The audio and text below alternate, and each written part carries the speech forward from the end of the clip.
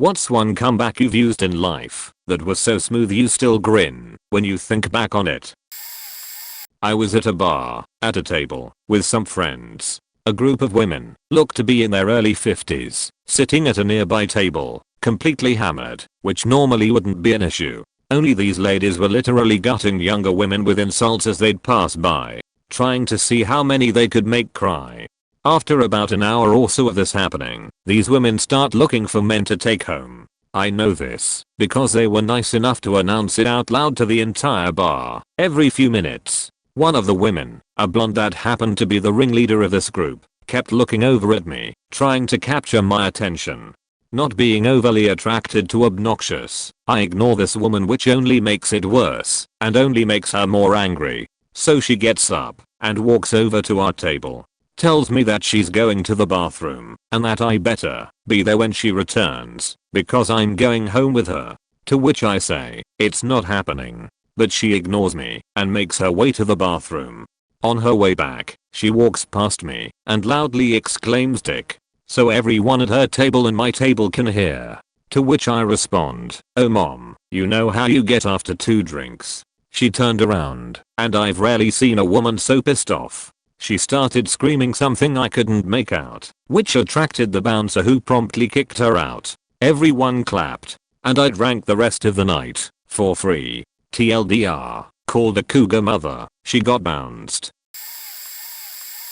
I used to work at this pizza joint that would stay open late on the weekends to hit the bar crowd. The pizza was New York style, so 18 pie was standard and slices were as big as your face. A pair of guys came in and ordered a slice each of the meat lovers pizza, which came out to like $4.75 a slice.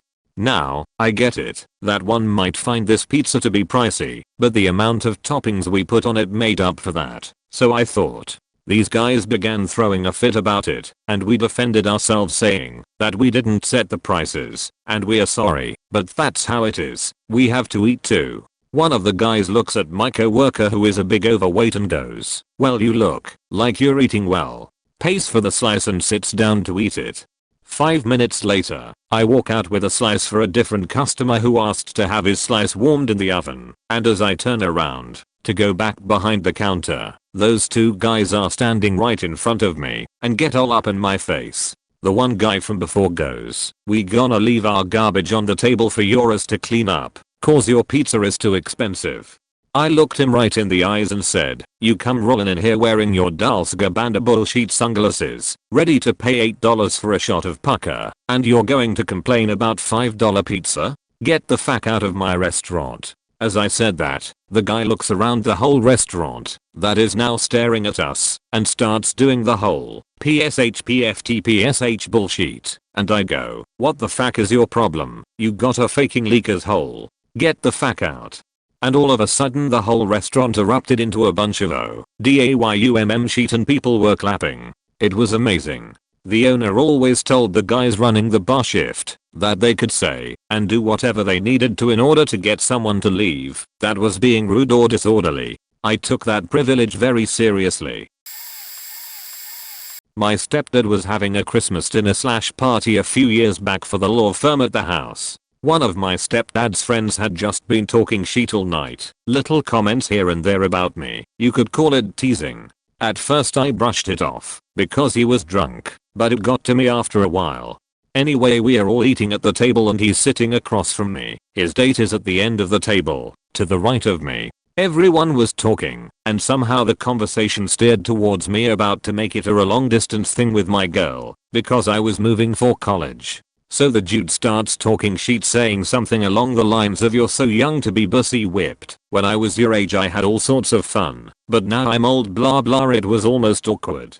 Then the date gently grabs his butt up and says, "It's okay. I like my men high, I like my wine and me without skipping a beat. You like them extra fruity." The holding a table like 15 of us just started laughing hysterically. The guy got mad. He was like, "Why would you call me that?" And I sarcastically said, "I dunno. Why would I call you that?" The dude was very eccentric and a bit flamboyant, so it just bothered him, I guess. So he demanded I answered him, and I was like, "Chill out man." So he got more upset and demanded I answer him or else.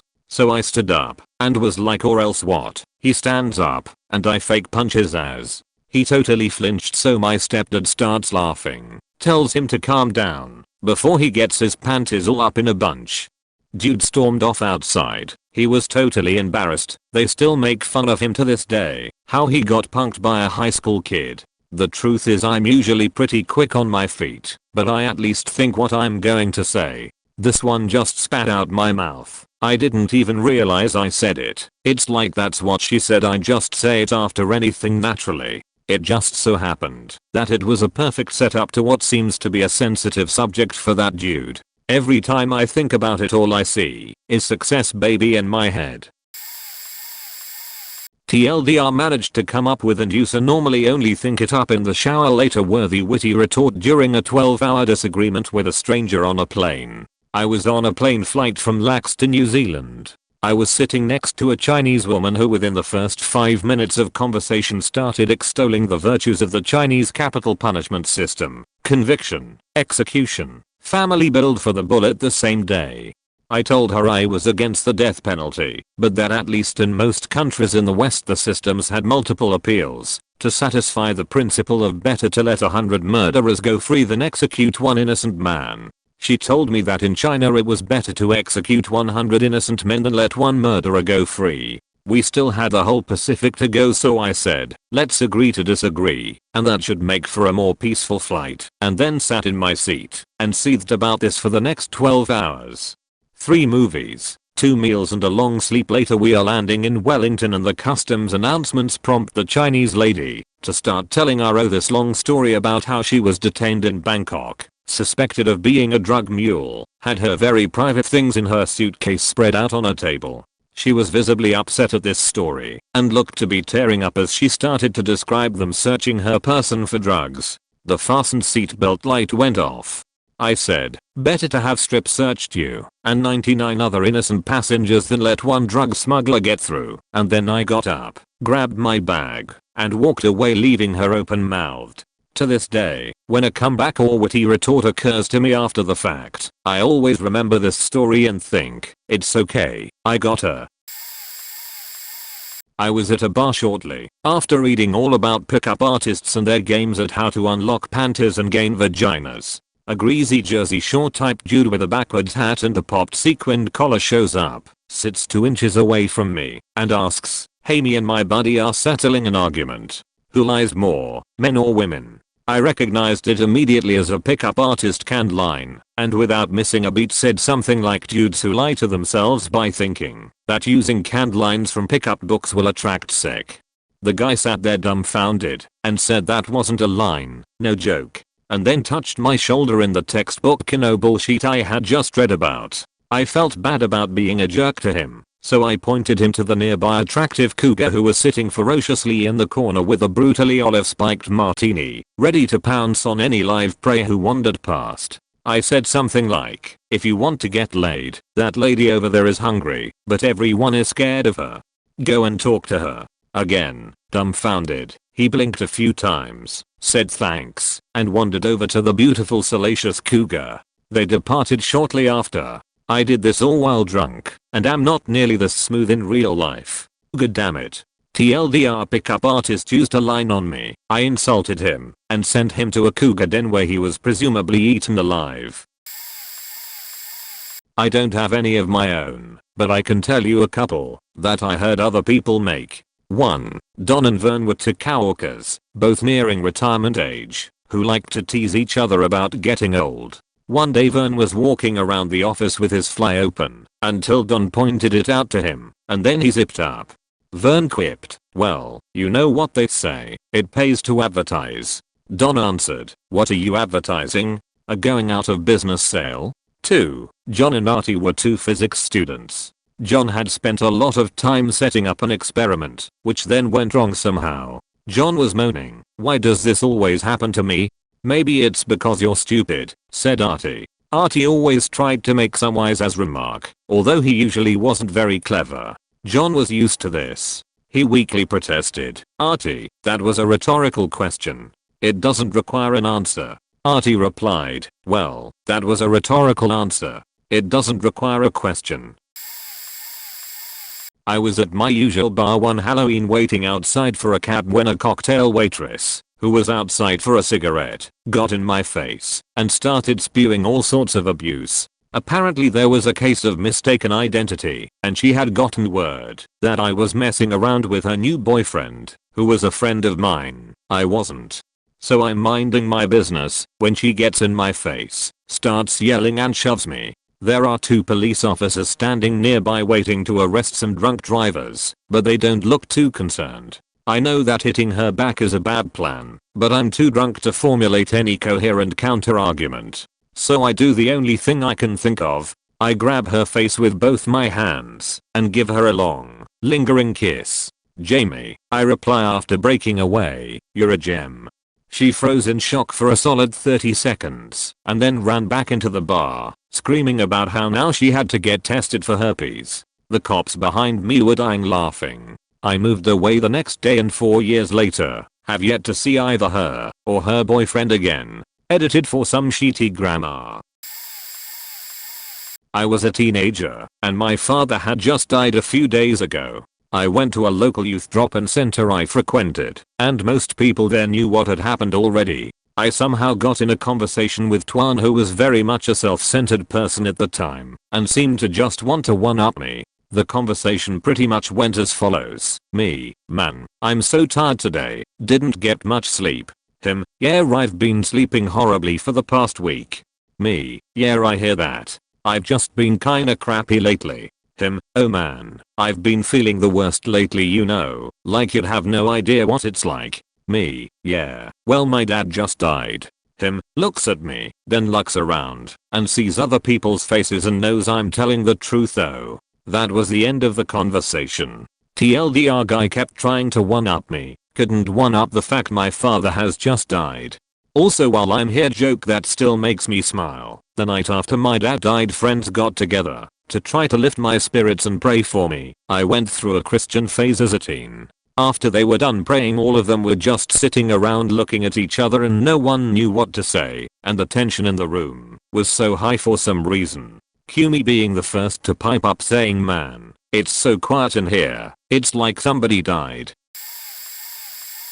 So I was taking a multimedia class with a few friends of mine, and one of our first assignments was to sort into groups and create a short film within the school grounds with whatever equipment we had available to us. One group had the idea to hire a gorilla suit and have the wearer run around and scare people. They had asked my group if we could help them by starring in their film, to which we agreed. Our job was to walk along a path where the gorilla would jump out and act scared and run off when he did. But we had a different plan. Seeing as though the guy wearing the suit was the designated class douchebag, instead of acting scared, we would rush and tackle him to the ground. So they start rolling the camera and we head down the path. The douche/gorilla jumps out and we all just pile on top of him. There were 4 of us BTW. A few laughs were had by our group and Fizz, and then we went back to our original positions for take 2.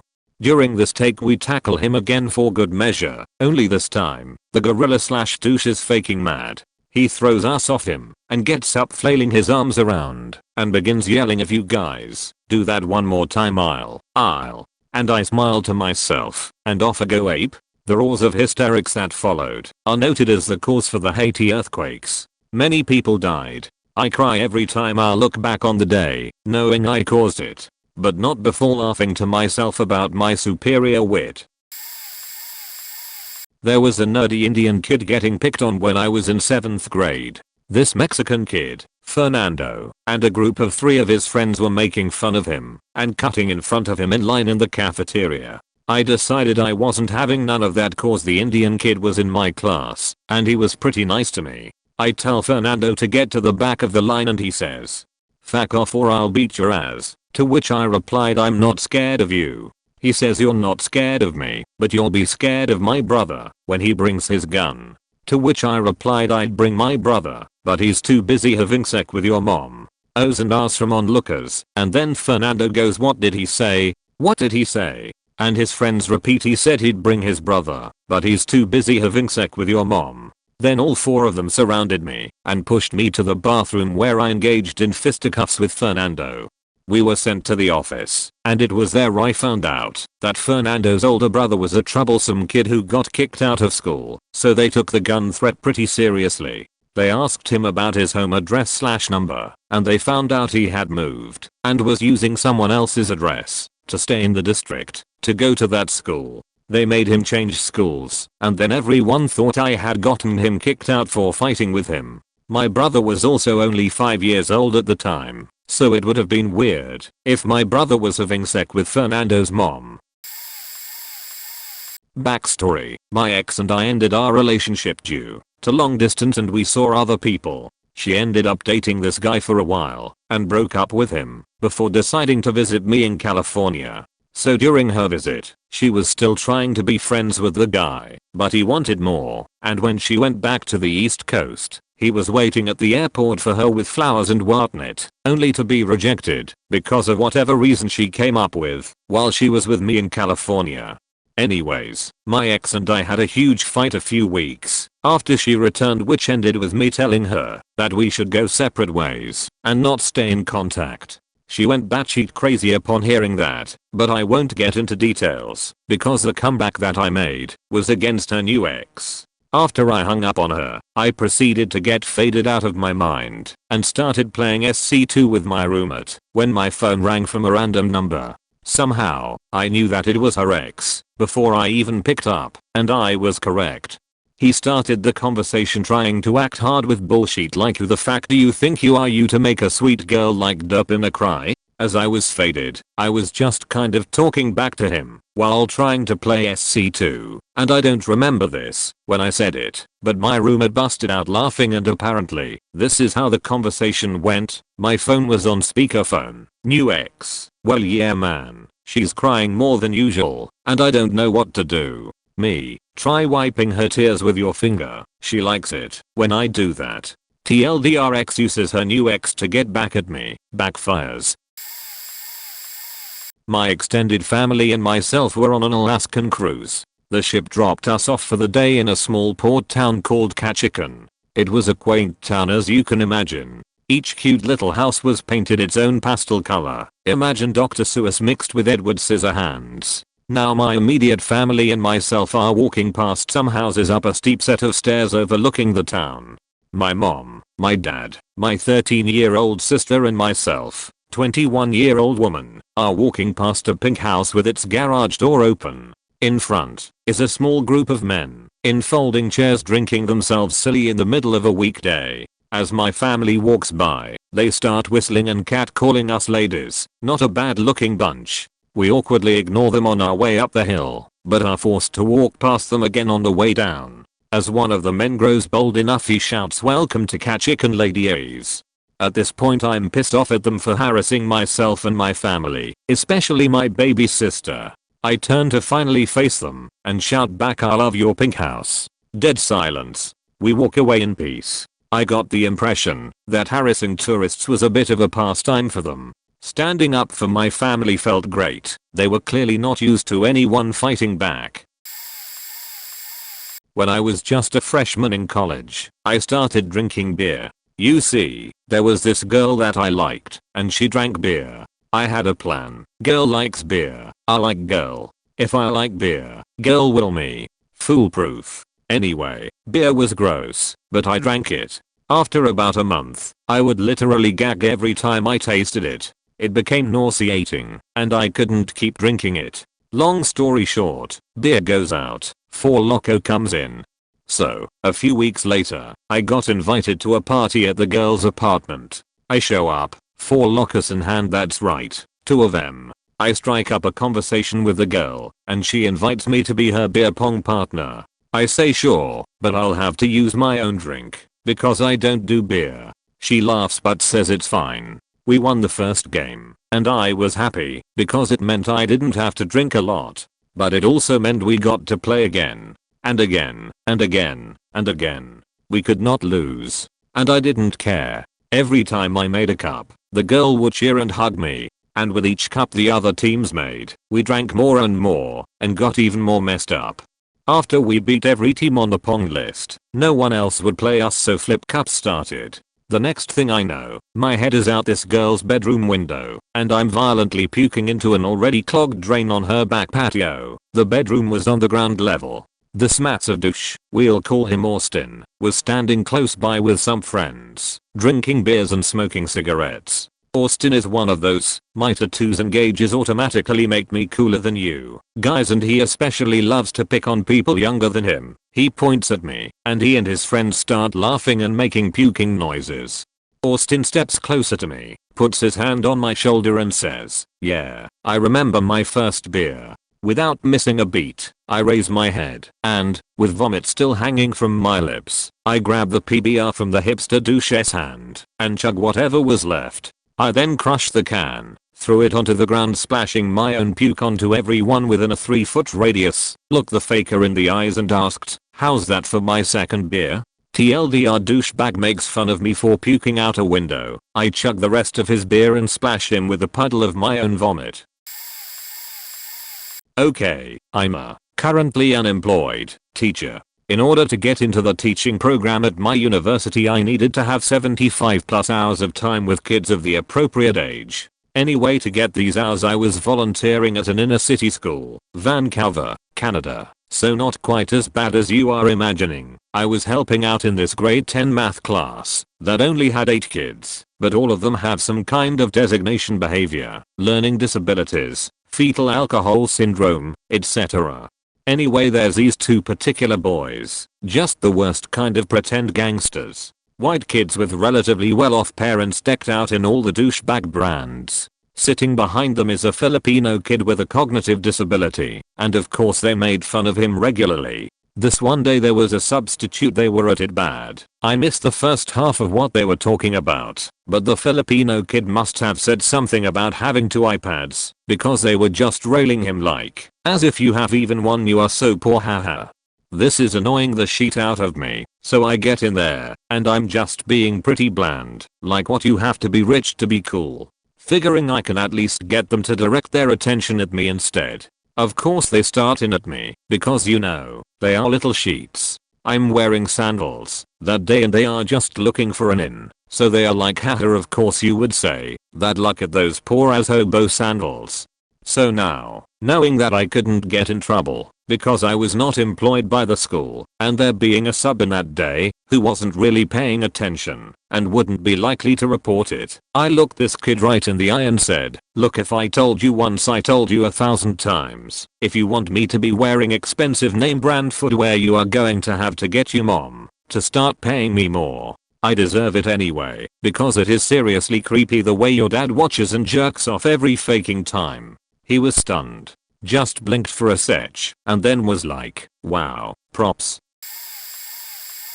I've wanted to tell this story for years. I know that I will ruin it, but please listen. There was this asshole kid named Victor in my school, who I'd known for my entire life. The guy had been in my kindergarten class, and we'd essentially grown up around each other. He was one of those one-upping jerks who would never let you savor your own success. If I ran a grade 200, he'd be sure to mention that he was the one who was going to be on the relay at the state meet. If I got a good grade, he'd tell me it was a fluke. When I got into college, he passive-aggressively implied that it wasn't as great a school as the one he got into. Mind you, all of this was done in the subtle guise of friendship. You never realize how stupid high school is until you leave, but I hated this guy and wanted revenge. Cue the last day of senior year. My 2 friends and I were idiots, so we were naturally wearing Burger King crowns during our lunch period. Victor comes in to sit down with us like he usually does, and about 10 minutes in, this one gross kid starts throwing rotten eggs all over the lunchroom. Sheet was putrid. The guy had hated school, so this was his final revenge. Everyone's watching this kid go apeshit, flinging rotten eggs at the wall, while most people are laughing and gagging. The kid fucks up one throw. He holds onto the egg too long, and it hurtles out of his hand and hits Victor straight to the face. He's disgusted, and he tries to wipe the filthy junk off his face. I stand up, and I yell to the Victor, "Geo the spoils." TLDR, asshole kid named Victor gets spoiled food thrown at him. I was clever, and had a back crown on.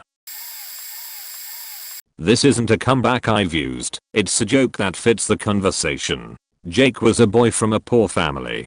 He heard one day that the circus would be coming to town in a few months, and he was very excited. But tickets to the circus were way too expensive for a young boy from a poor family. So, Jake got himself a paper route and saved up every penny he earned. When the circus finally came to town, he had saved enough to buy a ticket.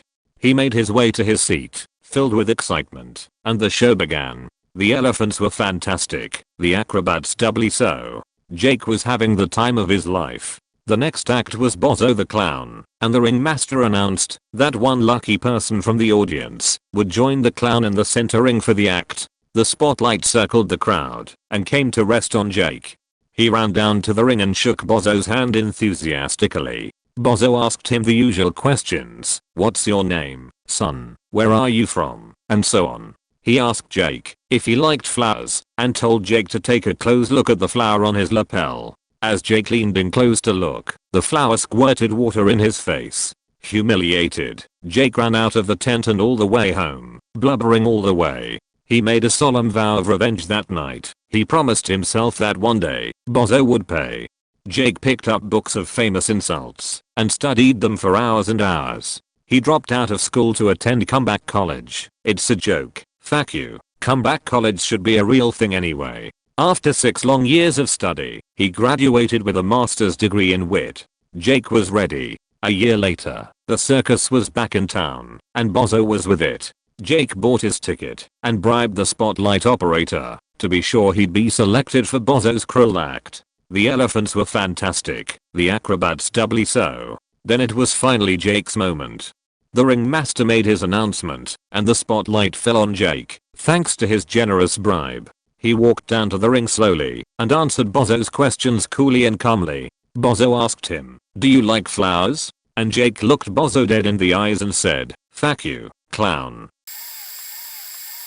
In college sociology class, 350 plus students. Guest lecturer one day who wrote, directed and starred in a one-man play about Einstein. I should have known that he was going to be trouble. He starts telling us that Einstein's most important quality was that he was curious about everything. He asks us if we can remember the level of curiosity about the world we had when we were 5. How many of you still have that level? No hands go up. How many of you have 90% of that level? No hands. 80. 70. I put my hand up and realize that I'm the only person in the entire hall with his hand up. Before I can get my hand down, he see me. 70%? Yes, I reply. You're full of shit, he says, and then starts to continue his monologue about Einstein. Many students' mouths drop open at this. But, I say, excuse me. He turns to me and raises his eyebrows. Do you know me? I ask. No, he replies. So you actually know nothing about me? I ask. No, he replies. Well then, maybe you're full of shit, I say. The class erupts into a fury of whispered conversations as I gather my stuff and leave. The next class, the professor comes and finds me. I think that I'm faked, but he ends up telling me that he tore the guest lecturer a new one and apologizes to me. I end up getting an A in the class. When I was in high school, we vegetarians only had one line we could go through to get a veggie-friendly menu, and it was also the teacher's food lines. This one teacher was a complete beach and would generally come to school angry, but she was always smart enough to outwit the high school students and usually won in the little tiffs she started with us. That one line was also where the teachers could cut in line and order their food, keeping in mind that the teachers got to cut about 20 minutes of line. The students and teachers were usually very good at following the zipper rule. One day beach teacher comes forward and decides she will subvert the rule, blatantly push my friend aside, and go ahead and put her number in, explaining, I'm a teacher, we always go first, and you kids have all the other lines you should be using anyway. This angered me, because my best friend at the time, the girl this beach cut in front of, was having particular troubles with this teacher, not to mention kids routinely went hungry if they didn't get in line soon enough because of overcrowding. Angered, I respond in my sweetest voice, with all due respect, ma'am, we are vegetarians and this is the only line that offers us food. I would appreciate it if you didn't use your position to intimidate my friend. every eye in the area on her. She got all red in the face and sputtered a couple of words, but my phrasing was so perfectly respectful and reasonable that she couldn't argue. I was surprised at the perfectness of it, as I'm superbly slow at giving good comebacks. I smile at that sometimes. Mock trial regional competitions in late January. Went up against a team twice. First time they suked. Second time they had gotten so much better, as in exponential improvement from the first night. Absolutely unbelievable. Anyways, we ended up beating them in our courtroom and regionals as a whole, but that ain't the point. Chatting to some of my team members afterwards about the case, I overheard some of the kids on the other team talking, in pointed, elevated tones clearly directed for us to be heard, about how they should have won, about how they had improved much more, and should have won on that fact alone. I hated this team, hated. My crossing witness had kept crying uncontrollably on the stand. The lawyer had objected to being stupid verbatim. Your Honor, this lawyer is being stupid under the rules of mock trial on a line of highly relevant direct questioning. The same lawyer had asked my direct witness to demonstrate how to wave totally out of context. And though it probably would have been more professional of me to hold my tongue, I couldn't resist popping in. The exchange went something like this. Other team, we were so 00000 much better, like 5 times as good, maybe even 10. Myself, that might be true, but 10 times 0 still equals 0. Silence for a few seconds while everyone processes, then a communal ooh as it begins to settle in. Other team begins to go beat red under their yarmulkes. Felt excellent. Almost got a citation. Probably should have, but the coaches were laughing way too hard. One army base I was stationed at had the ammo dump outside the main gate and a few miles down the highway. We had guys guarding it 24/7 of course. One guy standing in front of each bunker door, another guy walking in a circle around the big mound of dirt each bunker was buried under, and another dozen sitting in a little house a couple hundred yards away to assist if need be. December 24th. I'm stuck on duty, but somewhat lucky. It's a cold night, and I'm one of the ones sitting in the little warm house. We hear a gunshot. Everyone grabs their weapons and heads towards the bunkers. We get there and find some idiots with handguns standing out in the middle of the very well lit area right in the middle of all the bunkers, in a Mexican standoff with the bunker guards. We get there just in time to hear one of these yahoos tell the guards who are pointing M16s at them that they will be going into the bunker to do some shopping and the guards better stand aside or else. That was the point when I decided to make them aware that more soldiers were on the scene. Everyone joked about it later, calling me Clint Eastwood for my calm quiet voice when I said, I know it's Christmas Eve, but do you really wanna sing with the angels? I took a lot of kidding for several months after that. Our visitors decided not to push it, and we had fun hog-tying them with 100 miles per hour tape while we waited on the MPs and state police to show up. Was deboarding a plane. Had already claimed a spot in the aisle, as I was in the aisle seat and needed to stand/wanted to make the process as soon as possible. Had my carry-on ready to go and everything. Folks in the row in front of me, to my right, look at me, trying to gauge whether I'm going to cut them off or not. I smile and say go ahead, folks, and they nod thank you, collect their carry-on, begin moving down the aisle. Next up is row right in front of me, all women. Again, being polite, I say go ahead, ma'am.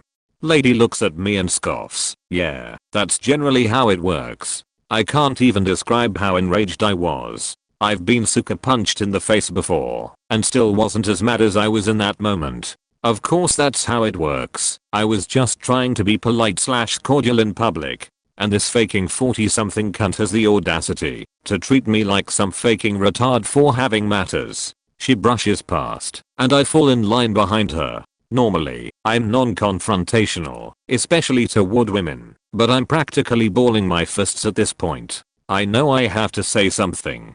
Okay, I was just trying to be nice, but go ahead and make a big deal out of it, is the first thing I come up with. She spins on a dime and sizes me up, smirking and scoffing again. Are you serious? She asks, stopped and not deboarding, moving down the aisle. It is literally all I can do to keep myself from punching this bitch in the face. I give her a death glare, and I think she gets the hint, because she turns and starts walking again, although slowly and to deliberately show her resistance. I accidentally step on her shoe in the process. She spins again. "Don't step on my shoes," she snaps. "Well, if you're kept walking, I wouldn't have to." That's generally how this works, you know. Jackpot. And then we shared the same goddamn connection flight. True story. I was picked on mercilessly in high school. I'm overweight now, and I was overweight then, and I was never allowed to forget it. The worst were the ones who would chat with me really loudly pretending to be my friends, while their cronies were cackling in the background. They would ask me stupid questions like, "Are you lonely? You want some friends? I'll be your friend, okay?" When they're the ones that made my life hell to begin with. "Do you cry a lot?" etc. etc. One day in algebra class, one of these guys was sitting in front of me talking with his gang about smoking weed.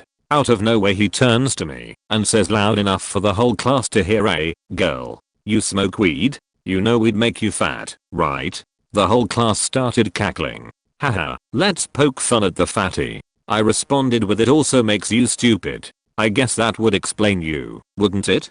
The entire class gave me one big loud collective ooh, and the moron who was poking fun at me came back with, "Man, shut up," but nobody could hear it over the entire class laughing at him. Fatty actually said something clever and nobody could believe it. I got kicked out of class for that, and yet Weed Boy got to stay, but it was worth it. I don't think I'll ever forget that. It was such a small simple victory, but it felt so good. This isn't mine, but my dog's. My family went camping, and as usual, some of my dad's friends showed up to drink all day. They were never casual drinkers. They drank to get as drunk as possible as fast as possible. Anyway, one of them, we'll call him Rich, grabs a banana and starts acting like it's a gun. Eventually, he spots my dog and points his banana gun at her. Now, for some reason, my dog was always afraid of guns or anything that someone treated like a gun. Nerf guns, that Northeast light gun, a banana in a drunk's hand. They all scared her. So when he started to pretend to shoot her, she fled into a corner formed by some coolers and chairs. He chases after her, obviously amused, and cuts off any way for her to get out of the corner. He then puts the banana by his dick and pretends to pee on her. At this point, 7-year-old me had enough and started towards them to help my dog out, but she has other plans. She barked a single warning, which has no effect on the drunk, and then leaped the few feet separating them, bites off half the banana, and then stands right in front of him, completely silent. He ran off to sit next to the fire, and didn't say anything the rest of the time he was there. My dog and I went to play in the lake. I had a bully corner me after school once. He had told a bunch of people he was going to kick my ass, so he had a crowd behind him. He was doing the typical middle school posturing dance, slapping his chest, yelling weirdly ineffective insults at me, and ending all his short sentences with "Oh bruh." At first I was scared, because this guy was kinda big, and I knew he liked to beat people, and I didn't have an exit. But then I was struck by this moment of perfect clarity, like my 30-year-old self had been transported back into my 13-year-old self. It almost felt like I was watching the scene on the Discovery Channel. I went from cringing and backed up against the wall to flat out cracking up. I couldn't stop laughing at how ridiculous the weird pre-violence ritual was. I kept trying to make eye contact with him, but every time I'd just have to look away, I was laughing so hard there were tears. He just looked baffled. I think he thought he missed a joke somebody had said. I just walked right past him, half an arm's reach away, and said, "Oh, you're too much. Just too much," and walked through the crowd chuckling. He didn't follow me, and he never bothered me again. During a speech class in college, I was given an impromptu assignment on an improvisational speech. That is, surprise, speak to the class now. I'm used to it. I did speech all through high school, and improvisational speaking is something I consider one of my strengths. I was given the topic of overcoming diversity. It's such a bland topic to bring up in whitewashed Midwest, so I decided I was going to just have fun with it and see where it went. I walked into class with my head held high, launching into a short monologue about not beating a dead horse, and instead of talking about struggling with adverse opinions on diversity, I told my audience I would teach them to deal with it. I had a few one-liners on hand, and threw this one out there. For example, if someone decided to call you a slur, one of the ways you could respond would be as follows: "And I would have been your father too if the dog hadn't beaten me over the fence." The class and teacher were rolling in laughter, and I had no idea that line was going to be so successful. I smiled and laughed too. Nothing wrong with amusing yourself after all, and just kinda bowed out a whole 7 minutes before my time was up. 95% grade for telling a joke and talking for 1.5 minutes. Still look back on that one fondly. P. This isn't as good as everyone else's, but here it goes. I was at a party with some of my friends and this one beachy girl who always felt the need to tag along with us. Let's call her Mariah. It was a pretty cold night, so everyone was dressed in jeans and sweaters. Mariah, on the other hand, was wearing a see-through dress that barely covered her vagina with 5-inch heels. Anyways though, I was playing beer pong, and was getting quite a lot of attention from the males in the area for being so good. The guy Mariah was with began to ignore her, and shifted his attention towards me. She was clearly getting jealous and shouts at me in front of everyone. "Wow, multivariable, I'm surprised you're not showing more cleavage tonight like you usually do. Maybe guys would pay more attention to you if you were." I ever so gracefully turned to her and said, "Sorry, I don't need to expose myself to get people to like me like you do. I'm pretty sure I could not be wearing a shirt and still be showing less skin than you. What is that a dress you're wearing? See-through too?" She stood shocked and all the guys around started to do the oh sheet. Mariah ended up walking away from the table and the guy she was with ended up going off with me instead. Nonetheless, Mariah never said anything beachy to me again. I was at a bar with a few friends, and my best friend scoped out a couple of hottie undergrads sitting at the bar. Him not being a student, he decided the best plan of action was to pretend he attended their school and began chatting them up about history class. Lol. He's a real charmer, that one. Within minutes, however, some blonde jackass with a stupid looking ponytail tried showing him up by spouting some knowledge about colonial era economics, trying to make my guy look bad. Fortunately, I had plenty of knowledge regarding that subject, amongst many others, and proceeded to make the guy look stupid, since he basically just plagiarized his ideas from first year econ textbooks. I totally name dropped Gordon Wood as well, and made him look like a grade A folio. It was a joke, and once I asked if he wanted to take it outside, he backed down like the ponytail toting beach that he was. Needless to say, I got her number at the end of the evening. Here's the point of the story, though we ended up seeing the guy at a local diner later that evening, sitting in front of the main window. I got his attention by pounding on the window and asked him, "Do you like apples?" "Yeah," he replied, visibly annoyed. Well, I got her number. I then slammed the napkin she wrote her number on right in front of his fucking face. How about them apples? Semi-unrelated. One day my friends in front of me, who are Hispanic and dating, are having an argument about which country is better, Argentina or Mexico. Simple enough, the guy's getting beaten down rather badly, so I listen into the argument, and it goes like this. She said city in Argentina is full of crime and stuff. What can you say about good city in Mexico? Nothing. That's right. He was beaten, and he just said fine. Fine, you win. Technically she was right. It was a great city in Mexico, but I wasn't about to let one of my best friends lose an argument to his girlfriend. So I stepped in to help. I came up with the wittiest comeback I could in only a moment. I have a problem with it. What's wrong with the city in Mexico? She yelled. It's in Mexico. The look on her face was speechless and everyone that was with us burst out laughing. My friend won the argument after that. I don't have anything against Mexico, just good humor. I work in the only fast food restaurant in a very small town in the depths of southern Georgia. Sundays are always the worst, because the church crowd is always the loudest, messiest, and rudest. They always feel entitled to whatever they want because they just spent the past hour praising Jesus and being the only restaurant in a town with 20 churches. Needless to say, we get busy. One lovely Sunday afternoon in particular, we had our usual obnoxious church crowd, but 2 people had also called out, so we were running slower than usual.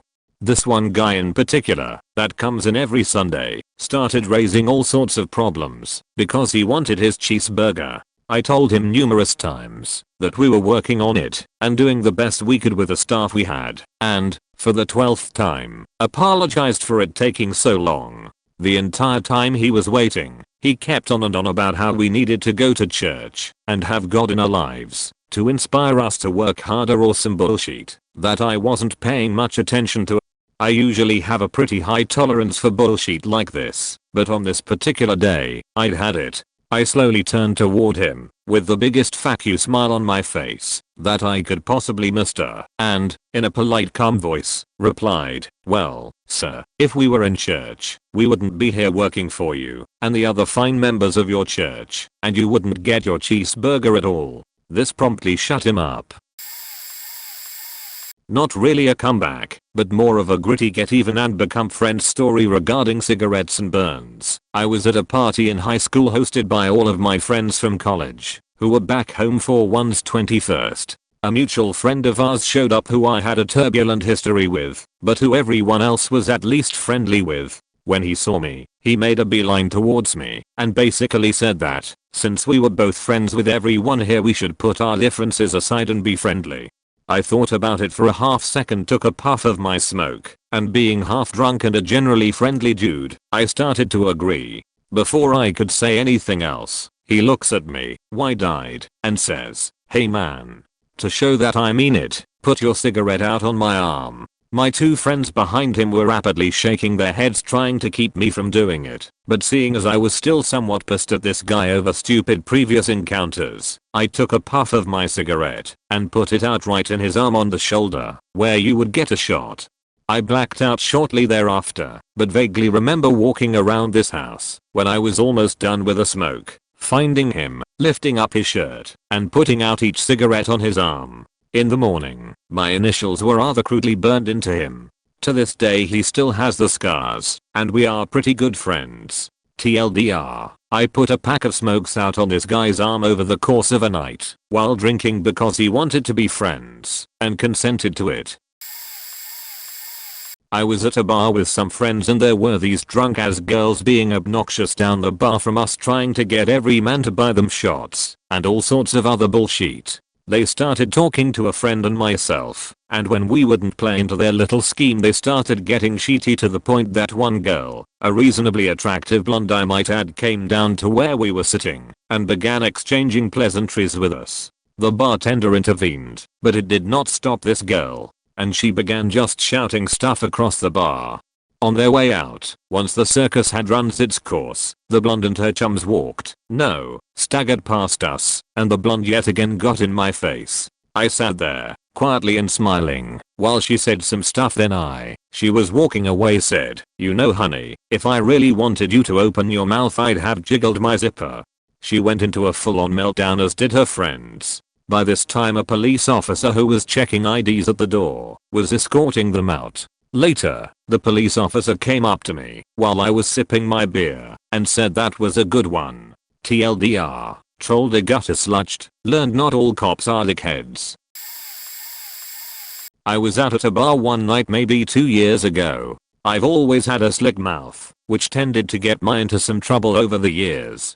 Anyway, I'm outside smoking a cigarette with probably only 6 people there on the patio. There were 2 girls there. Now I only had 3 cigs left, and I know it was poor planning on my part as I can easily smoke half a pack if I'm drinking for hours, but they approached me as I lit one, leaving the other 2 in my pack. I knew I'd then have to conserve, especially around my mutual friends.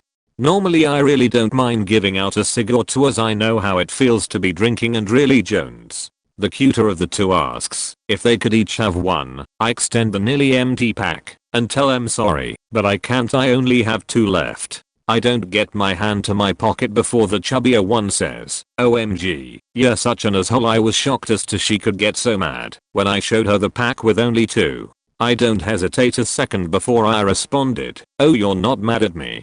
You're mad that you're the fat friend and haven't gotten a second glance all night. I forgive you. Wow, she got pissed, and that was shocking. Anyway, she wound up punching me in the face later, and I've never laughed so hard. I got her though, after throwing gum in her hair as there was no way it hit her. TLDR, fat friend gets mad I didn't give her a cig only having 2 for a long night, or drinking. I made her aware of her status as the heavyweight of the tag team. I was at a party where I was the friend of a friend. The partygoers were mostly coworkers of the hosts and a few friends. The wife was a teacher. One of her teacher friends was getting tipsy, not even that drunk, just tripping over shit, bumping into people, spilling her drink and the like. When the tipsy teacher entered my little cluster of friends, I jokingly said, "Wow, you should wear a helmet." She was a special ed teacher and she did not see the humor in my joke. The hostess just ducked her head and pinched the bridge of her nose. Everyone else in the group was laughing hysterically, not so much at my joke, but at her reaction. I apologized profusely, but she was not giving up. I began to think that she was milking it a bit, so when she summed up her haranguing with "I just don't appreciate being told that I need to wear a helmet," I countered with, "You mean this isn't the first time someone suggested that you wear a helmet?" The crowd died laughing and she disappeared. I felt kind of bad about putting my friend in that situation, but it was just too good to pass up. I also use this story in biggest foot in the mouth moment threads. First one, riding in my buddy's semi through Texas. I'm not even half paying attention, reading in the passenger seat. I catch him looking out the driver's side window a few times. So I look over at him. He gestures out the window and says, "I can't remember what that's called." I look past him and say, "It's a building, Jim." He almost wrecked trying to hit me without getting up. Second one, an aunt gave my sister a half shirt as a 16th birthday present. About 12 of us were sitting there while my sis went to her room to try it on. When she came back, we could see it did not cover her bra. We'll say she's buxom. Everybody is saying AWW, that's too bad it doesn't fit. I tell her you could still wear it if you wear something like a sport bra or tank top underneath it. To which my mom replies, "What do you know about bras? I know I like the ones that clasp in front better." That pretty much shut up the entire family. Late to the party, but I'll still share. I moved from Michigan to New York City. I'm a huge Tigers fan, and as anyone who lives in this city can attest, Yankees fans are assholes. Like, in general. Not just to other baseball fans, but to everyone. That's a Yankees fan MO, as far as I can tell. Of course it is much worse if they sniff out that you actually like baseball and cheer for a team that isn't the New York faking Yankees. I'm unfortunately one of those guys, being a big Tigers fan. Well, so, one day my friends, also from Michigan, decided to go to one of the Tigers games in Yankees Stadium 2 years ago. And the Tigers got stomped. Oh, it sucked. But it did set me up for my greatest comeback ever. So we were all wearing our Tigers gear, walking back to the 6th train platform, so we could escape the unrelenting mockery of every Yankee fan that we came across. "Oh, you Tigers got no claws, why don't you Gio?" Back to faking Michigan Granderson's better off, etc. And as we are going through the subway turnstiles, there's this faking youth baseball team, middle school kids, in uniform, and they join in the mocking. "Tigers suck. Why don't you cheer for a team that can play ball? The Tigers are so shitty. They can't beat anyone." It just came out of me, like I was possessed. Well, at least they are better than the East Harlem Middle School Athletics. Got some serious OHS from that one. Shut them up good. And pretty much everyone else on the platform really. I assume it is because how witty my comeback was. TLDR, I silenced a subway platform of us whole Yankees fans by mocking a middle school baseball team because the Yanks beat my favorite MLB team in an embarrassing fashion. I was visiting some friends for New Year's, and in this particular neighborhood all the families just kinda get out in the street and do fireworks. We all stand in someone's yard as the Captain Fireworks does his thing. He lights some big majestic looking motherfucker, and it's a dud. El Fire Capitan. Ah, damn it. Sorry guys. It just kinda puttered out and didn't do anything. Me, yeah, just like your wedding night. It felt good. It's become our metaphor for, actually, it's not a metaphor anymore, it's a meta 5. Too much funny? Okay, moving on. This other moment just kinda made me actually feel like a dick for the first time ever at some kinda celebratory dinner thing, and I'm sitting at the table touching all the cheese cubes because fuck everyone else, I want the cheese. My buddy and I are just bullshitting when a friendly stranger walks up and tries to get up on my vegetables and cheat. I jokingly slide the tray a couple inches away. He extends, so I just take the whole tray and tell him, "You're too needy. This is why your wife isn't coming back." How in the fuck am I supposed to know that his wife had actually just left him? Interestingly, I also learned that night that I had the rare superpower that gets me uninvited from future versions of that party. I still get shit from my buddy's dad about that. Unhappily divorced people need to be marked. I just can't be responsible for that kind of knowledge. God damn you Colby Jack cheese cubes.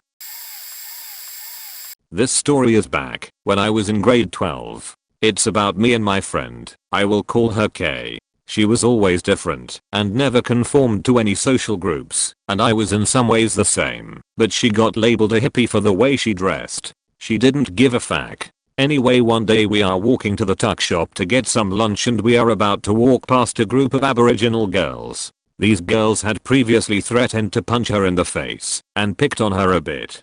I can tell she feels a little uncomfortable, so I tell her we don't need to give a fuck what they say or think, we just want our lunch. So as we walk past one of the bigger of the girls, let me add that they were all quite big and were notorious for beating up white girls, pipes up and mocks Kay for the way she danced at a school function, which was on top of a platform, but that was what they were there for. Without missing a beat I say, well, at least she didn't dance the way you lot dance. And start to actually dance like a faking retard in front of everyone, making sure I shake my butt and pout my lips as stereotypically as possible.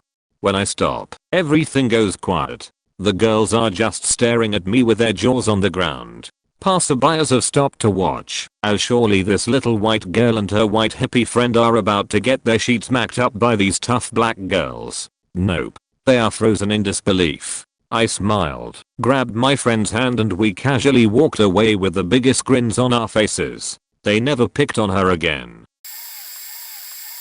Eons ago in high school I had a senior band director I didn't get along with very well. I was coming out of a private drum lesson during full symphonic rehearsal, and one of my younger classmates was completely lost in the tune they were playing, so he just shrugs and hands me the sticks. Before I can even try and find my place in the music, the director brings the entire band to a halt. He yells at the younger classmate, "Why did you just hand him the sticks? He doesn't know where we are, and he probably doesn't even care." I immediately responded, "You're right." There's a hushed off from the rest of the orchestra. The director's vein on his bald head is pulsing. I'm pretty sure he's gonna kill me. I smile and say, "I don't know where we are." He chuckles at my wit and then says to the rest of the band, when they first start trying to teach children music, they take all the kids that don't have any sense of pitch, melody or timing, and they separate them out from the rest. Then they give them a pair of sticks. He then crosses his arms and smiles, thoroughly convinced he's de-pantsed the entire percussion section. I respond calmly, "I guess they decide to wait another 20 years before they take one of those sticks away and make them a director." The entire room was shocked. I'm pretty sure I heard gasps. He was stunned, and after 10 seconds of silence he started chuckling. "I guess you got me this time. That was good." Rehearsal resumed and I enjoyed a week of godlike status amongst my friends. I did get called into his office on that one. "You don't set a good example. Attitude problem. Blah blah blah." I have quite a few good one-liners, but I'll just tell my all-time favorite. I bounce at this club in Atlantic City, and I'm sure you've all seen or heard about the mongoloids from that mind-melting program dubbed Jersey Shore. Now, I feel it should be said that all New Jerseyans don't act like the jabronis on that show. But given the affinity that cork holsters have for alcohol and gambling, naturally we were always immersed in a sea of self-indulgent / righteous knobs every Friday and Saturday, making the patronage from their respective basement apartment at mom and dad's Escalade. One particular night, no different than any other, during the routine of showing some of these jitbags the door, it is commonplace for the douchebag as a breed to shout one's credentials. That is how much more money they make than you, what kind of car they drive, how many times they've gotten the clap, in effort to try and save face.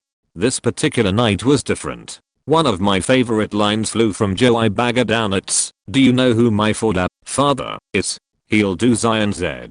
My reply, let me stop you right there, no dickhead. And neither does your mother, so why don't you do everyone in the world a favor and dance into traffic? TLDR, a kiddo asked me if I knew who his father was, to which I replied no, neither does your mother. I actually had my favorite one against a really bad teacher. I had him for English. Now, English is favorite subject, and let me tell you right now that I excel at that sheet. Majoring in it, in fact. He was so bad he nearly put me right off it. He wouldn't read my work. Several students had their work marked by him and then had it come back from the moderator with a totally different mark. Like he gave my friend a not achieved, it came back a merit. He gave another kid an excellence, and it came back as just achieved. Other sheet like that. I had been trying to get transferred out of his class forever. One day he lost a piece of work I had handwritten and handed in to him. This was the last straw. It was the final part of a 6-part assessment. I asked him what I was supposed to do, since he didn't have it anymore. He told me to print it off the computer again. I told him it was handwritten. He gave me the most fuckwit smile I have ever seen, and said, well, you know what you need to do then. He was about to tell me to write it again. I told him yeah, I need to get a teacher who's not so fucking incompetent, and stormed out of the classroom, slamming the door behind me. The next day I was transferred out of his class into a different English class, in the year above me, because even the school recognized that I was faking boss. TLDR, horrible teacher was horrible. I gave him what for, and then succeeded at life. Playing pool with friends in school at lunchtime. We are all around 15 years old. Keep getting teased by this one guy, and I didn't have anything to say apart from oh shut up.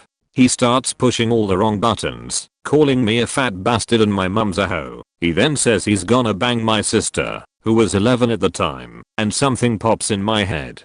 I hold the end of the cue and swing it like a baseball bat at the guy's head, snapping the pool cue into dozens of splinters and making him fall onto the pool table. Everyone shuts up at once, and I say oh shit. His friends try and stick up for him, telling me that a dick for doing that. I replied with something lame like, if he ever bothers me again, I'm gonna shove the cue ball up his ass, and I storm outside for the rest of the break. No one breathes a word about it to anyone. The dick had a red whelp mark on his forehead for a couple of days and he never said anything to me again. I go to apologize to another guy for breaking his cue and offered to buy a new one. He says no, it was an old cue. And anyway, watching that dick get knocked down a few pegs was faking awesome and everything turned out better than expected. When my friend's brother was about 7/8, he did something that he wasn't supposed to. I dunno. His mum said, if you don't behave, Santa won't come this year. He replied, PFT, I suppose you think I believe in Jesus too. I was in a bar and got talking to two guys while waiting for my drink. I wasn't interested in either of them, but one of them was really cool and I was enjoying the conversation. After a few minutes the other one, who hadn't said much, interrupted and said, listen, we are out looking for girls. Clearly neither of us are getting into your pants tonight, so why don't you just move on? I resisted the urge to psycho at him. Instead I smiled and said, well, nobody's getting into my pants tonight. I'm not wearing any. And walked off. TLDR, douche in a bar told me to go away because it was obvious he wasn't getting into my pants. I told him I wasn't wearing any pants. Edit. I just remembered one night I was walking home, alone. These drunk rowdy guys across the street started shouting at me, wolf whistling and cat calling. I stopped, turned around and shouted back at them, come on then, take me right here, right now. The looks on their faces were priceless. They didn't say anything, so I just said yeah, I thought so, and continued on home. Serving my 18th month of compulsory paid community service, I was standing in an operating room while a hip replacement was performed on my first day of duty. It was my job to handle some of the non-sterile tasks like illuminating the field of operation with a high-powered lamp and handling other minor duties. When the surgeon removed the sawn-off femoral head with a corkscrew-like device from the acetabulum, it suddenly fell to the floor and bounced around like a bloody snooker ball. The surgeon asked me to pick it up and put it in the body pit freezer. Being conscious about the risk from HIV and even more the highly infectious hepatitis, I asked for some latex gloves. One of the nurses, a real bad bitch as I learned later on, tried to make me look bad and asked me if I would be girlish about blood and gore. I got some gloves, picked up the bonehead, and asked her, do you want me to bring this to the kitchen and prepare you a soup with bone marrow dumplings? She fell very silent while the operation theater exploded from the laughter of the other nurses and the surgeon standing at the table. It was hilarious. In 6th grade I had some issues with a school bully. He was only a bully cause in 6th grade he was pushing 250, large kid. He was picking on me outside and I called him a fat, mean fuck. Learned to swear in 3rd grade. He couldn't think of a comeback and someone else told on us for language, so we got in trouble. Later that day, I found myself in the bathroom at a urinal when he came in and started talking shit and pushing people who were at urinals into the urinals, essentially making it look like someone pissed themselves. He spat out a few insults I don't remember. I simply replied at least my water didn't break, and when he looked down around he realized he was standing over a puddle of piss on the bathroom floor. He didn't get the joke, but everyone else in the bathroom and the 2 teachers chaperoning the boys to the bathroom did. One of the teachers was in tears. Teachers figured I wasn't the one causing problems. I got off for being a loudmouth. He got detention. After that I had no problems with him. Actually kinda befriended him in HS once we were both a bit more mature. Admittedly I set him up for this, but it was a long time coming. This kid was about 2 to 3 years younger than me, straight out of high school, in my race and ethnicity class. This was the 2nd class this particular teacher taught, and he was in my SOC 101 last quarter. He had made it clear that he would throw anyone under the bus if it made him look better. One whole week he tried to steal my faking spot in class. Now let me make this clear, I'm an all retentive about where I sit, and not to mention there were always tons of open spots. He also tried to make snide remarks while I hit on the girl that sat next to me. I wanted to make sure he got brought down a peg or two. Fast forward to the next week, we are waiting for our teacher to get to class and open up the classroom. He's sitting down and then looks at me and says, you're not getting your spot. I looked at him, sighed, and said, I feel sorry for you like the dumb little fuck. He replied, why? And I replied, because you're you. Afterwards you could tell he'd just been destroyed, and I just stared at him with this huge shit-eating grin. Never gave me shit or tried to steal my spot again.